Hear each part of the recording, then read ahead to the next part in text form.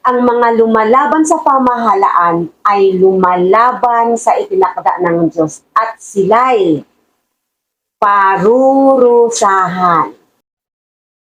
Alam niyo po ba na dalawang mortal na kasalanan sa batas ng Diyos at sa batas ng tao ang nilabag ni Duterte? Maliban sa blasphemy po ha, maliban sa blasphemy ng pagmumura niya, which is alam naman po natin kung Kristiyano kayo, ay nakasulat sa Biblia na ang kasalanan ito ay walang kapatawaran. Hindi po ayon sa akin ha, ayon po yun sa Bible. I-research niyo po. And ito pong dalawang mortal na kasalanang sinuway at hindi sinunod o nilabag ni Duterte ay ang kasalanang pagkitil ng buhay at ang kasalanang pag-aklas sa gobyerno. Kasi, alam niyo po, nasusulat po dito ha, hindi po ito ayon sa akin. Kasi isinishare ko lang po kasi gusto ko maliwanagan kayo. Gusto kong malinawan kayo kung bakit ako against talaga sa ginagawa ng mga Duterte at ng mga sumusuporta sa kanya. Kasi hindi ko kayo maintindihan kasi nakikita ko sa mga comments na panay-panalangin nyo pero hindi nyo alam na nilalabag nyo ang batas at kautusan ng Diyos at ng tao.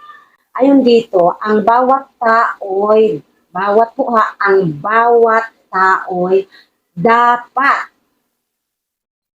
may, ano po yan may emphasis, dapat magpasakop sa mga namumuno sa pamahalaan sapagkat ang lahat ng pamahalaan ay mula sa Diyos at ang mga pinuno ay itinakda niya. So ayan po, Diyos ang nagtatakda sa mga pinuno natin. At ano po ang kahihinatnan ng mga sumusuway sa ganitong utos?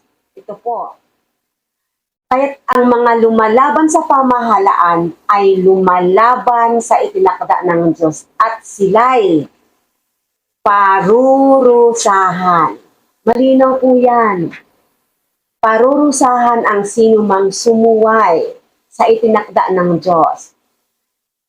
Ang lahat po ng mga otoridad na ibinibigay sa atin na nandito sa lupa, ay bigay po yan ng Diyos. Siya po ang nagtatakda niyan. Hindi mangyayari yan kung hindi niya pahihintulutan. Ano po, hindi lalabas na mananalo sa eleksyon si Bongbong Marcos kung hindi siya itinakda ng Panginoon. Kaya huwag po tayong lumaban sa pamahalaan pagkat yan ay napakalaking kasalanan. Ano po, yan ang unang-unang kasalanan ni Duterte at ng mga DDS na rin. Ano po, ano na naman, may kaparusahan yan. Pangalawa, ang mortal na kasalanan, yung pagtitil ng buhay. Ito po yun nasusulat po yan sa Exodus 20 verse 13. Search nyo po, kayong mga nananalangin, kayong mga nakikipag-away pa, nagsasalita pa ng di magaganda sa comment, pero nananalangin kayo. Ano? At naniniwala kayo sa Diyos, pero hindi kayo naniniwala sa utos at sinasabi ng Panginoon. Diba sabi niya, huwag kang ikitil ng buhay. Malinaw po yan. Ito ay isa sa 10 utos ng Diyos na nagbibigay diin sa halaga. Halaga po halaga ng buhay. At ang pagbabawal sa pagkitil nito nang walang makatarungang dahilan. Kasi tignan niyo po sa batas ng tao, may due process tayo. Sa Panginoon, lalo na. Kasi talagang kahit paulit-ulit tayo nagkakasala, binibigyan tayo ng chance ng Panginoon na magbago. Dito sa nangyari, wala lista kung sino, sugi. Diba? Mapagtripan lang, tanggal. Diba? Kung sino-sino ang sinama sa listahan, maraming mga nadamay na inosente at sasabihin lang ni Bato, ay collateral damage. Napakahirap tanggapin yon.